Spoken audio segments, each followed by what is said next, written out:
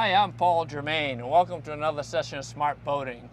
As you know, if you watched the show before, we cover a wide variety of topics, from docking to man overboard. And the idea is to give you some information that will help you make better decisions, smarter decisions, and have more fun in the water. And today we're going to take a path that's really right up that alley, and we're going to talk about boat clubs and membership clubs. And joining me is an expert in that area. His name is Jake Goodrich, and he's the president of the local Freedom Boat Club, which covers Newburyport, Portsmouth, and Newington, New Hampshire. Welcome, Jake. Hey, Paul. Good to see you. You too.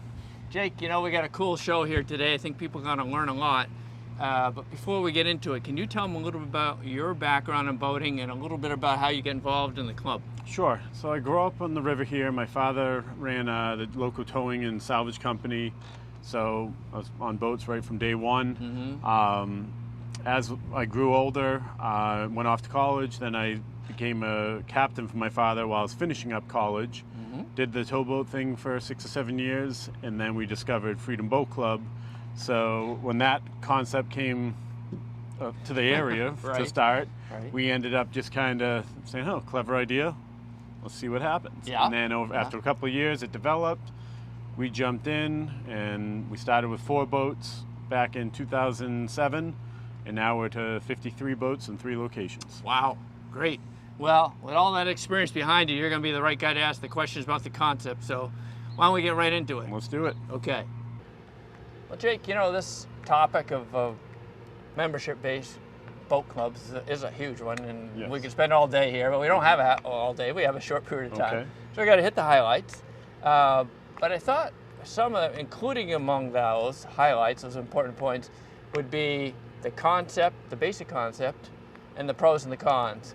Could you help people understand what the basic concept of this is? Sure. So think of it as a easy way country club for boats. The general idea is hassle-free boating. So we provide our members with a fleet of boats. We do all the maintenance, all the cleaning. They simply just climb on, go boating. When they get back, they hand us the keys and walk away. Right. So it's very similar to renting a car, right? In some Very respects, similar. you need a car for that moment. You rent the car, you give them back, and you leave. Right, very Yeah. similar. Yeah. And they have a number of locations they can boat out of. We have 3 locations locally, Newburyport, Portsmouth, and Newington. Yeah. And then there's 285 other locations around the country that they can boat out of. And that's under the reciprocal program. They can visit each one of them 4 times a year. 4 times a year. Okay, I added that on my list of questions to ask. Yep. So I'm glad you led off of that. So what you're saying is it's pretty convenient for most people in most parts of the country, or Correct. many parts of the country, to access a boat club. Yep, Okay. very simple. They can Okay. simply go on their phone, pull up the app. Yeah, we're going to Quick. show them that in a Okay. little while. But convenience, availability, you were just talking about how to access it. What in general, is availability an issue? How does that work out? We're going to get deeper into how to make the reservations and everything later, Sure. but is the idea of a pretty robust fleet of modern boats? Correct. Yeah, so we keep a fleet to member or member to boat ratio. Yeah. So each member, when they join, we get a new set of members. We add a new boat. Okay. So that keeps availability where it should be. Okay, So they can good. simply just call in, book a boat, and then do their thing. Right, that's important. I have a couple notes here.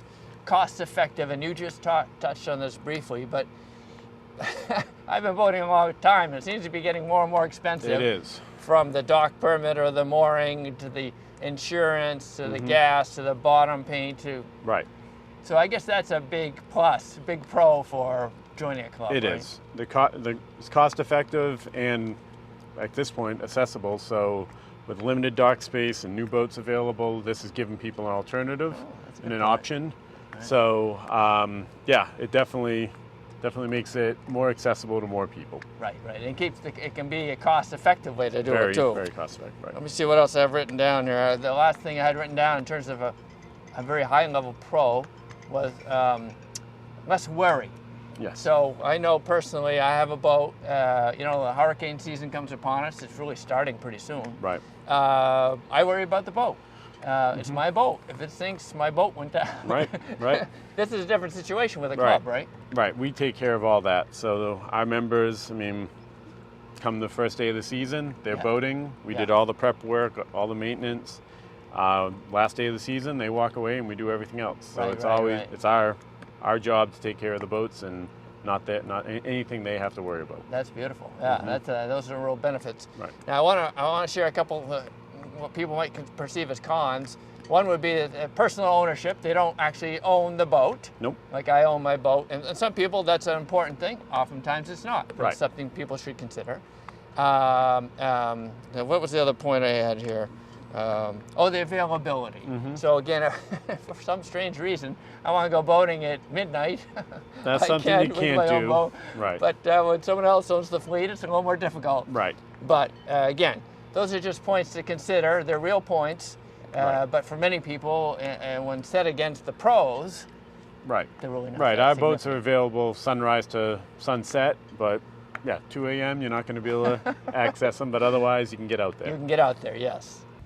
Jake, I imagine people have a lot of questions in a club like this, and so I scratched a few down here. And one of the ones I can imagine is what would be the typical customer? Is it the same type of person all the time, or do you have different groups that find this to be popular? There's a variety.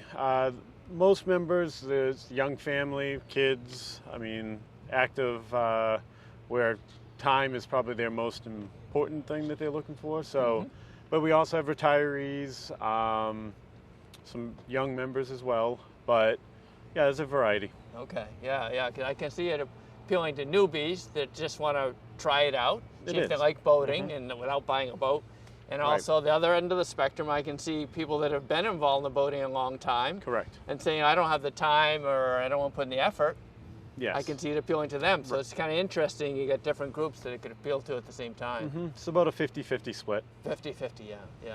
How about, I wrote another note here about inventory.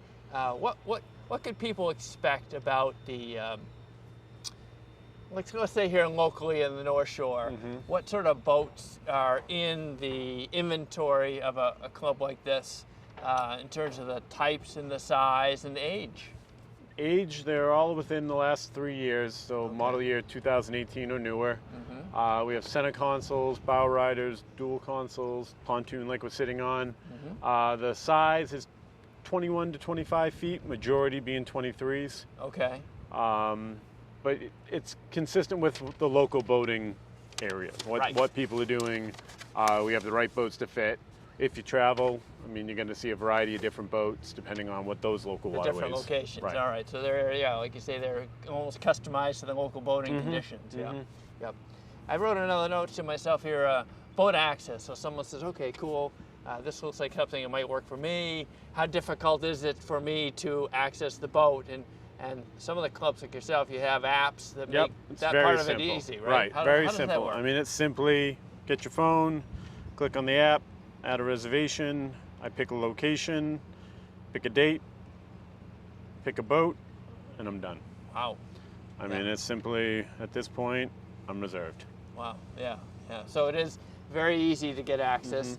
Do you have, I think you mentioned it earlier, but you have hours that start fairly early in the morning and They go do. to the end of the day? Right, so our typical hours are 8 a.m. and then we go until 30 minutes before sunset.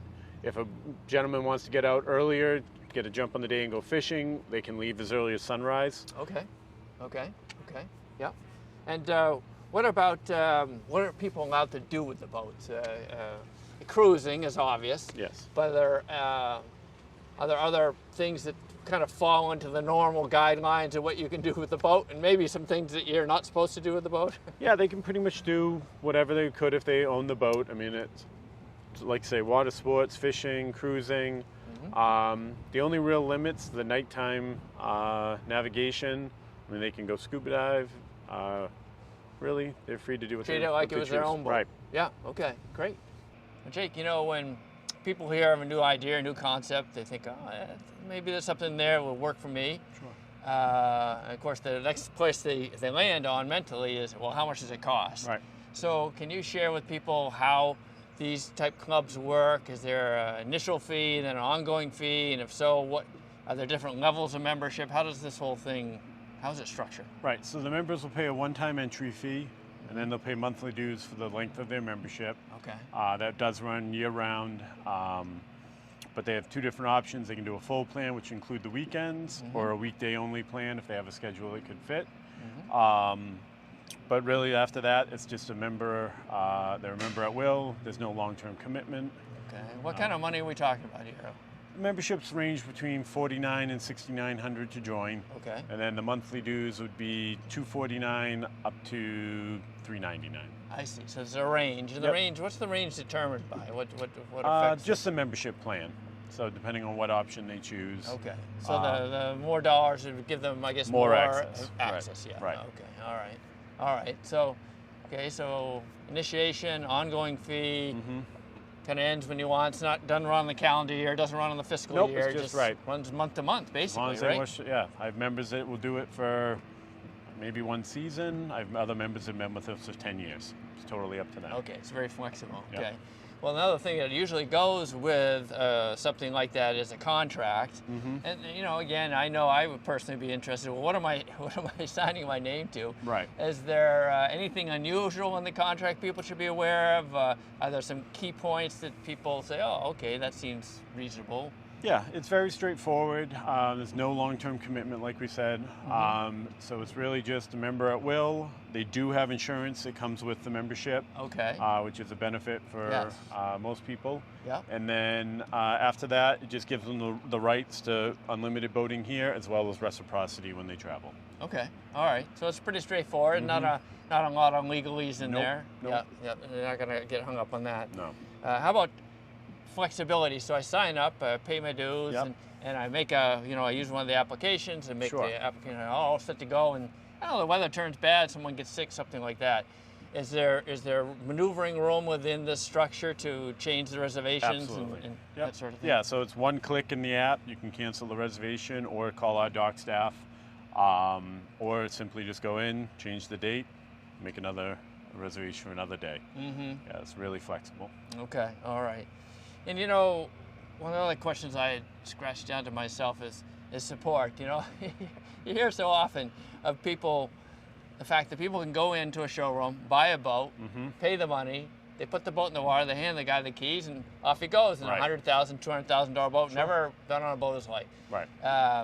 What's the story with clubs? I mean, is it the same thing? They just hand you the keys and point you towards open water, or do you have a different way of approaching that? No. We want to make sure all the members are comfortable and trained. So they're going to complete a new member orientation. Oh, Our okay. captains will take them out. They'll cover navigation, local knowledge, use of electronics, just safe boat handling. So the idea is the first time they go alone, they've done it all before and they're comfortable and they have a good time. I see. And that's included in the membership. It is. That's not an extra Yep. fee. It Okay. is. Yeah, that's kind of that's a nice feature. It is. It makes it much more enjoyable. That way, when they're not out there, they're not white knuckling it. They're having fun. Right. Well, Jake, it's hard to believe, but it's time to wrap up this portion of the show on membership-based boat clubs, and we've covered a lot of interesting ground here in terms of the accessibility of the boats and the types of boats and contracts and prices and that sort of stuff. Is there anything you'd like to add before we wrap it up, this particular section? Yeah, I'd just like to recap the club in general.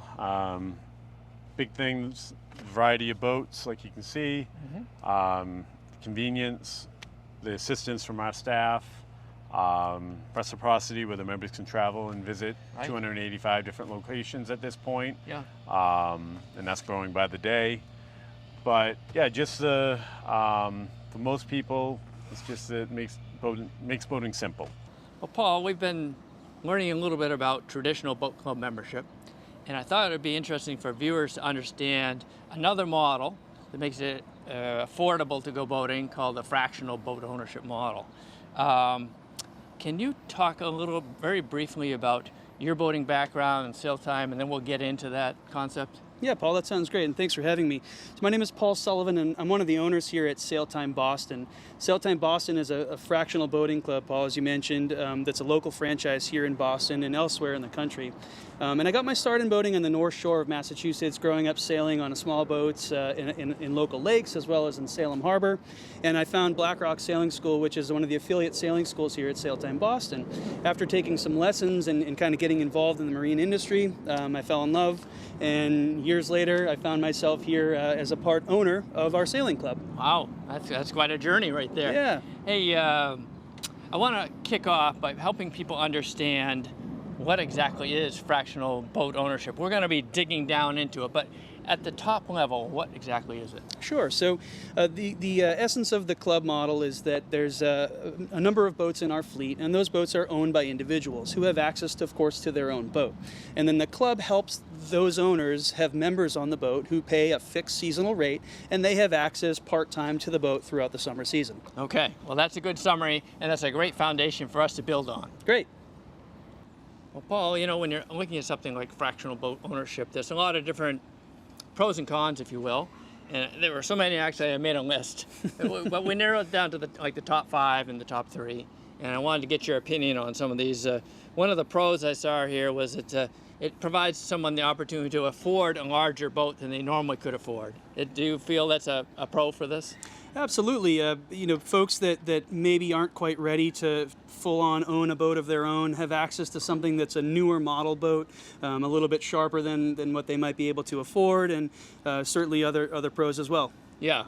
Well, here's another one here. Another benefit that I thought might be the fixed fee. They pay a fixed fee that covers insurance and it covers marina fees and cleanings. Is that a popular thing for many people? That's right. It's a no-hassle, one-time seasonal fee. The members aren't responsible for interacting or dealing with the marina to pay for dockage. They're not responsible for insurance or towing or anything like that. All they pay is their one flat fee, and it's a really short commitment. It's only for a season. So if after that they'd like to do something else with their summers, they're welcome to do so. That's nice. Yeah. One of the other things I'd noted here, the management handles the detail, whether it's getting a slip or laying it up for storage, whatever. All these things a boat owner normally has to take care of, they don't have to take care of here, right? That's right. Some of our owners like to be more involved, and some are very busy people, and they like to be hands-off. So we handle the winter storage, the summer storage, even choosing which slip is best and most accessible and easy to dock for some of our members. Oh, that's a nice feature. How about scheduling? My understanding is that that sort of logistical support has come a long way in recent years, and so that's another pro for being involved in this type of situation. It's pretty easy to get a hold of a boat with the applications they have. That's right. We'll talk about different membership levels in a bit, I'm sure, but Yes. Depending on which level of membership you choose, you're allowed X amount of usages of this boat per month. Right. And the way you schedule that is with a mobile web-based scheduler system. Yeah. That's smart. It knows how many allotted times you have and how many you've booked currently.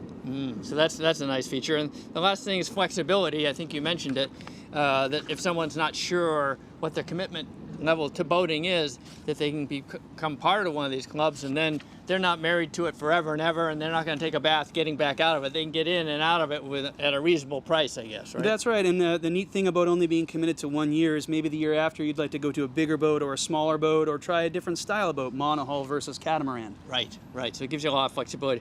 Now we got to mention some of the things that came out as cons here. One is, like, I have a boat and I've got 24/7 availability. So with the boat and fractional membership, you don't necessarily have quite that level of availability. That's right. And so Sailtime Corporate, which is based out of Annapolis, Maryland, had done some market research. And after interviewing many hundreds of boat owners, they determined that the average boat owner uses their boat about 7 times per month. And so based on that number, that's an average, we determined that, hey, this is a really great opportunity for people who just really can't commit. They've got golf tournaments or work events or barbecues and whatnot. It's an alternative. And if someone does want to use a boat for more, we just suggest that this might not be the right option for them. Okay, all right. And pride of ownership, again, I've owned my boat for quite a long time. I take a lot of pride in it.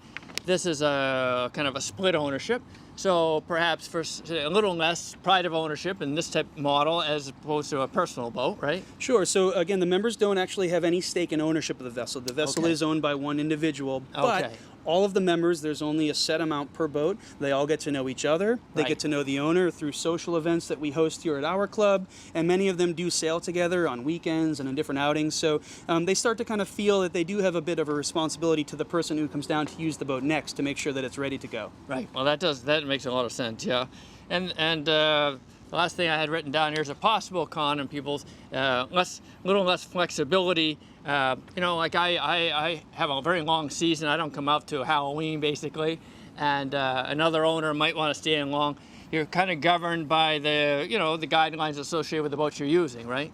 Sure. Well, our season runs from May 1st until November 1st, Oh, it and does. one of Okay. our sort of our things is that we like to be the last boats out of the water, Right. and then the first boats in. Okay. All right. So it's not much of an issue for many people. Not so much. We take full advantage of the relatively short New England season. Right.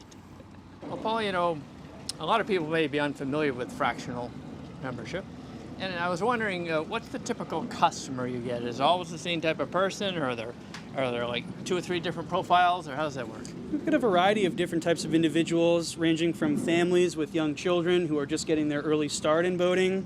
We've also got a lot of business professionals who too are getting their start in boating, as well as some seasoned boating veterans, some of which have even owned their own boats in the past, but are looking for something different and still wanted to access a boat. Oh, that's interesting. So you get spread across a number of different categories rather than just one. And all different age groups as well. Interesting. I've written down some other questions here. How does it work? So someone says, oh, this sounds pretty good so far, but day in, day out, how does it work? Sure. So first of all, to join our sailing club, you have to be certified by either the American Sailing Association or U.S. Sailing. They're kind of the governing bodies of sailing instruction Okay. in the country. Okay. So someone needs to seek out instruction from an accredited sailing school. After passing those certain level of classes, they can then choose which level of boat or size suits them and their family's needs the best. Okay. And then they need to choose which level of membership works for them. And depending on which level of membership, there's a certain amount of access or time slots that they're guaranteed per month. I see. Okay. All right.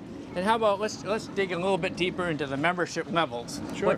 What do those look like? Is it like A, B, and C? And are there different initial fees and different ongoing fees, or what's going on there? Great question. Yes, so we've got 3 levels of membership, as you mentioned. There's Light, Classic, and Premier. Okay. Classic membership, which is the most common, affords you 7 sail times. That's 7 usages of the boat per month. Right, A okay. sail time runs from 10 a.m. until 6 p.m. Okay. and then 6 p.m. until the following 10 a.m. Okay. The Light is about half of that, and the Premier is about double that. Okay. All right. So you pick the program that's kind of fits in best with your needs. Sure. Well, Paul, a lot of people viewing the program might think, hey, this sounds like a pretty good deal. But one of the important questions would be, what's the inventory? What are my boat choices? Can you share a little bit about that? Sure, yeah. Part of the Sailtime model nationwide is that we've got very late model boats. Here at Sailtime Boston, our oldest boat is a 2020. We've got a lot of 2021s. And then the inventory we have currently are 2 35-foot boats. One is a brand called Beneteau, the other Yes. is Jeannot. Okay. And then we've got a Beneteau 38. We've got a Jeannot 44. Okay. And then we're standing here aboard our Lucia 40 catamaran made by Fontaine Pajot. Okay. All right. So you get quite an inventory, and they spread a lot of different sizes and types of boats. That's right. Yeah, that's pretty cool. How about limitations? Like, so I said, okay, I think I'd like to take the cat out, and I don't know, I want to go halfway across the ocean. Is that permissible, or are there certain limitations there? There are certainly certain limitations. We make sure that all of our members are trained to a very high standard, at a minimum ASA 104 or an equivalent. That's called bareboat charter certification. Okay. So Yeah. depending on how many time slots you have, if you'd like to do a longer trip, for example, go here from Charlestown, Massachusetts, if you have enough time to get up to Maine, you're welcome to. Down to the Cape, you're welcome to. Okay. Matter of fact, some members even choose to take the boat one way and then call another member to have them bring the boat back here to the base. Oh, I never thought about that. It extends their range. That's pretty cool. I like that. How about scheduling flexibility? So, a lot of people, they work, obviously, and so they only have weekends free. And I think some people are concerned that if they join a fractional club, that everyone will be vying for the boat at the same time. How do you address that? Sure. So we, although you have your 7 usages per month, we do restrict members that they can only have 14 reservations on the calendar at any given time. Okay. So that means somebody can't load up every single month with just weekends. On top of that, as a classic member and your 7 usages per month, 2 of those are weekend usages and the other 5 are weekday usages. So everybody is guaranteed weekend time. Okay, that's great news. And how about instruction? If I'm a little rusty, on the handling of a boat of this size? Is there any sort of instructional support either within the organization or affiliated with the organization? Absolutely, yeah. So every member is required to do an orientation with us prior to access to the boat in the beginning of the season. And that orientation is a full day with one of our captains going over the boat systems and just making sure that you're up to snuff. And then throughout the season, Sailtime hosts sessions where we take people out and give them refreshers on docking, sail trim, and a number of other topics like night sailing. Oh yeah, that sounds very valuable. It's fun. Right. Well, Paul, you know, all deals, good or bad, usually have a price associated with them, and I'm sure this is a good deal, but can you just share with us some reference points in terms of what it costs to participate in a program like this? Sure. So I'll give you an example of one of our 35-foot boats. There's an initial orientation and training fee for all of our boats, and that orientation fee is about $1,500. And what that gets you is either 1 or 2 full days with one of our instructors or staff members. After that, there's a seasonal membership fee. On our 35-foot boat, that's about $8,600 for a season. Okay. And depending on the size of the boat and which marina we're located at, that fee can either be more or less. I see. And I know sometimes you've got some flexibility in terms of within 24 or 36 hours. That's right. So on top of your allotment of 7 usages per month, if you see that the boat on the scheduler is sitting idle, within 36 hours, you can book the boat under your name and it doesn't count towards your allotment of 7. Wow, that's So some cool. people who take advantage of that can sail 10, 12, or even 15 times a month. Wow, that's great. And you know, talking about extending the season, I guess some of your larger boats go to the Caribbean in the winter? That's right. We're standing here in front of our catamaran, which the owner of this boat chooses to take it down to St. Thomas and allows some of his members who wish to come down for a rental fee to use the boat like a bareboat charter for the week. I see, but that established relationship already with the owner that gives people the opportunity to take advantage of that. And they're familiar with the boat already. Right. Well, Paul, we've had a good show here on fractional club membership. A lot of benefits to it. Before we wrap up the show, is there anything you'd like to add? Yeah, so, just kind of 3 of the biggest points, the things that really stand out and make sail time, and fractional club memberships are a really great thing. It's very affordable. You're not paying for the complete ownership of a vessel. You're just paying for your time and your usage on that boat. Yep. Here at Sailtime Boston, as well as a lot of other fractional boating clubs, because it's only a seasonal contract, you get the ability year after year to try different types of boats and different sizes of boats, which is really great because maybe in the future you'd like to own your own. Right. And then finally, it's no hassle. No hassle. You dock the boat, you wash it down, you walk away. The club handles everything else. Okay. Now, if someone wanted to reach you, you guys are open to fielding questions and inquiries. Is there a good website address for people to use? Yeah, we'd love people to reach out to us. Here at Sailtime Boston, the website is sailtime.com/Boston. Okay, great. Thank you. Yeah, thanks for having me, Paul. And thank you, Smart Boating viewers, for watching. If you have comments or questions, just visit us on our website, www.smartboatingus.com. Thank you.